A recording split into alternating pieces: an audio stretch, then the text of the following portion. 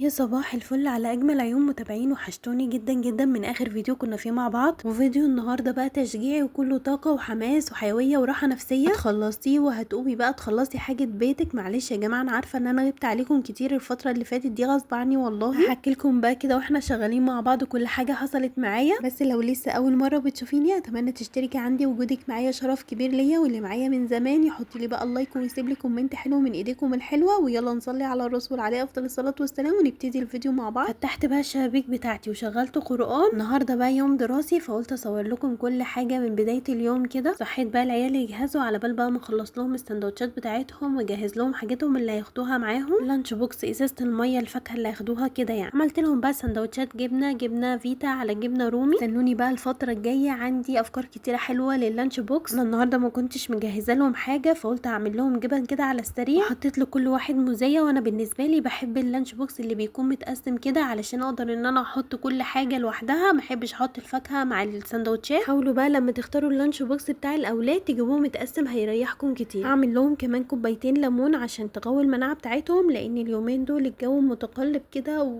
وحر على برد، فايه ياخدوا لهم كوبايه الليمون بالعسل، دي حلوه جدا وبتقوي المناعه. وحاولوا الميه تبقى دافيه مش سخنه خالص علشان ما تبوظش فوائد العسل والليمون. شربوا بقى الليمون وهنا جهزوا خلاص. عندي عمرو في سنه اولى ابتدائي وفيروز لسه في الحضانه في كيجي يعني. مشيتهم بقى هنا خلاص، وجهزت انا برضو ورحت مع عمرو المدرسه لان سنه اولى محتاجه متابعه وكده، فروحت عشان اشوف يعني ايه المتطلبات اللي هم عايزينها. وحاولوا برضو لو اولادكم لسه صغيرين تتابعوهم وتروحوا بقى تاخدوا نمر المدرسين بتاعتهم اللي هم المواد الاساسيه زي العربي الحساب، وتتابعوا معاهم. وساعات بيبقوا عاملين جروب كده على الواتس للفصل بتاعهم، تدخلوا فيه وتتابعوا مع الاولاد. مروحك لابنك بيديله الثقه في نفسه اكتر. روحت بقى وقلت اعمل لي فطار على السريع لان انا ما كنتش لحقت افطر، وكمان ورايا شغل كتير فعايزه كده افوق. عملت لي بقى كوبايه شاي وسندوتشين جبنه عشان بعد كده بقى هندخل على التي. خلصت بقى فطاري ودخلت على اوضه عمرو وفيروز لان هم طبعا دلوقتي مش موجودين، قلت اخلصها يعني قبل ما ييجوا. كمان عايزه افرش السجاده بتاعتها لان الجو سقع شويه، وادخل المكتب عشان عمرو يذاكر عليه. بصور لكم هنا قبل ما اعمل اي حاجه. طبعا انا هنا كنت ضمه السريرين على بعض عشان في الصيف بشغل المبرد، ويعني عشان يوزع الهواء على الكل، فبضم السريرين على بعض عشان الكل يجي عليه بقى هوا. هرفع بقى كده كل حاجه. هشيل المشايه دي خلاص مش هحطها تاني، هحط السجاده عشان الشتا داخله. هشيل برضو الكفرتات دي لان خلاص هي لها فتره فهشيلها. واشكر جدا جدا الناس اللي كانت بتسال عليا وبتشجعني انزل فيديوهات. عارفه ان انا اخدت فتره طويله جدا يعني ما بنزلش حاجه، يمكن حوالي 3 شهور كده. الفتره اللي فاتت دي كانت صعبه عليا جدا، كانت نفسيتي وحشه خالص لان ماما كانت تعبانه، كانت عامله عمليه كبيره، عمليه نزيف في المخ. وكمان هي كانت قبلها بسنتين عامله عمليه قلب مفتوح، وكمان عندها سكر وضغط، فكان في خطوره طبعا عليها. وكمان مضونا على اقرار وقت العمليه، وكانت عمليه يعني صعبه جدا. كمان وهي في العمليات قالوا لنا ان الحاله جوه خطيره لان هي عامله قلب مفتوح، فكنا لا نمتلك حاجه الا الدعاء. كمان بعد ما طلعت من العمليات اتحطت في عنايه حرجه لمده 48 ساعه لان كان الموضوع خطير. وبفضل الله ثم دعواتنا ودعوات حبايبها طبعا الحمد لله يعني طلعت من العنايه. مشيت بعد كده على العلاجات وما زالت يعني طبعا مستمره في العلاجات دي. انا عايزاكم انتوا كمان تدعوا لها ان ربنا يتمم شفاها على خير يا رب، وربنا ما يوري حد اللحظات الصعبه اللي احنا عشناها. وعايزه اقول لكم على حاجه مهمه جدا لازم تخلوا بالكم منها، ان مريض الضغط يعني لازم تخلوا بالكم الضغط ما يعلاش عشان لا قدر الله ممكن يعمل نزيف في لانها كمان كانت بتاخد علاجات سيوله علشان عمليه القلب. طبعا الموضوع بالنسبه لنا كان صدمه وما كناش متوقعين حاجه زي كده ان هي تحصل. كمان هي قبل العمليه كانت اخدت فتره كده تدوخ وتقع، واحنا ما كناش طبعا فاهمين في ايه. وقعت برضو كذا مره على راسها لان ما كانش فيه اتزان من الدوخه، وكانت برضو ساعات بتنسى. فكانت الصدمه بقى هنا لما عملنا اشعه مقطعيه على المخ. شافها طبعا دكتور مخ واعصاب وحولها جراحه على طول. وانا بقول لكم كده علشان لازم تخلوا بالكم جدا من مريض القلب ومريض السكر والضغط. محدش يستهون ولا يأهمل في الحاجات دي. ربنا يبعد عننا وعنكم جميعا يا رب الامراض واي حاجه وحشه، ويمتعكم بالصحه والعافيه يا رب. حكيت لكم كده باختصار يعني عن سبب غيابي، واعذروني بقى اذا كنت قصرت معاكم في تنزيل فيديوهات. انا بحب اشارك معاكم كل حاجه انا بعملها. وطبعا نفسيتي الفتره اللي فاتت دي كانت صعبه، ما كنتش قادره ان انا افتح كاميرا واصور، ما كنتش حابه ان انا اطلع بطاقه سلبيه قدامكم. بس بس انا عارفه ان كلكم اخواتي وحبايبي وبتتمنوا لي الخير دايما دايما واقفين جنبي وفي ظهري، وبشكر جدا الناس اللي سالت عليا، الناس اللي دعمتني وشجعتني، اخواتي وقرايبي واصحابي وحبايبي، ربنا يبارك فيكم جميعا يا رب. طبعا المواقف الصعبه اللي زي دي بتبين لك الناس اللي بتحبك بجد، والناس اللي خايفه عليك بجد، والناس اللي لا مش فارق معاها،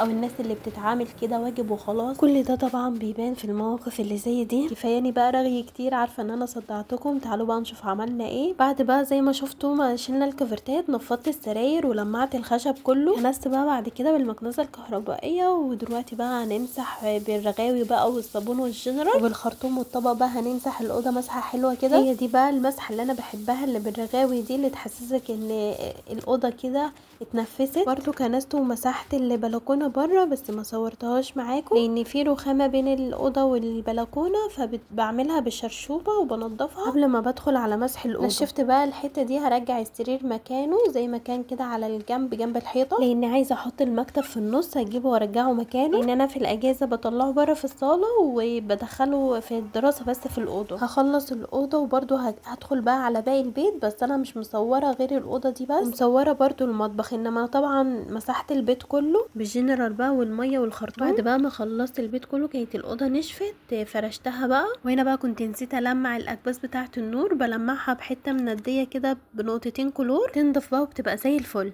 وهنا بقى ده الشكل النهائي بتاع الاوضه بعد ما فرشت السراير بقى والسجاد وشديت بقى الستاير. هنرش بقى المعطر بتاعنا وهنقفل بقى الاوضه على كده. طبعا قفلت الشباك عشان التراب وكده.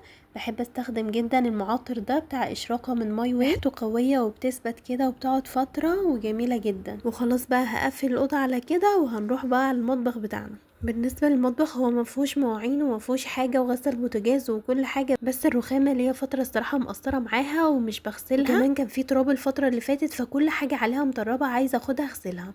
وكمان السجاده متبهدله خالص برضو هغسلها، والارض وسخه جدا همسحها برضو. طبعا الفتره اللي فاتت دي كنت مهمله جدا في نظافه المطبخ، يعني اللي هي العميقه، بس كنت عارفه ان هيجي يوم وهمسك كل حاجه كده اعملها. شايفين بقى التراب، كنت بشتغل طبعا ما يروح النظر، اللي هو اغسل المواعين، اغسل البوتاجاز كده يعني، والمع الرخامه كده على السريع. ساعات الواحد بيبقى ما عندوش طاقه ان هو يعمل كل حاجه، بس بيجي وقت وبنقول لا خلاص كفايه كده. طبعا احنا داخلين على شتاء، فقلت لا بقى خلاص ما بديهاش، انا هقوم اعمل ايه اللي اقدر عليه. رفعت بقى كل حاجه من على الرخامه، وهنحط بقى شويه صابون سائل وعليهم حبه خل. هشتغل بقى بالسلكه بقى بالرغاوي. بصوا انتعاش في حاجات كده بسيطه ممكن نعملها، بس بعدها بتحسي ان انت فوتي خلاص. كمان بعدها بتحسي ان انت عندك طاقه، وعايزه تحافظي على النظافه دي، وعايزه ان انت تعملي برضو اكلات، عايزه تعملي نفسك مفتوحه على الحياه. فبالذات المطبخ ده طول ما هو نضيف بيبقى عندك راحه نفسيه كده، وبتحسي باستقرار نفسي كده وهدوء. وانا بحب اشارك معاكم اللحظات دي علشان اشجعكم، وكمان اشجع نفسي، لان انا زيكم كده لما بسمع الروتين بتحفز جدا وبتشجع. فعايزاكم انتوا كمان يعني تتشجعوا كده، وتقوموا بعد الفيديو ده ما تخلصوه كده تقوموا تعملوا اللي وراكم كله. مش لازم برضو تيجي على نفسك وتعملي كله في يوم واحد، ممكن تقسمي الشغل. يعني كمان احنا في فترة دراسة، يعني كده كده بنصحى بدري بنمشي ولادنا،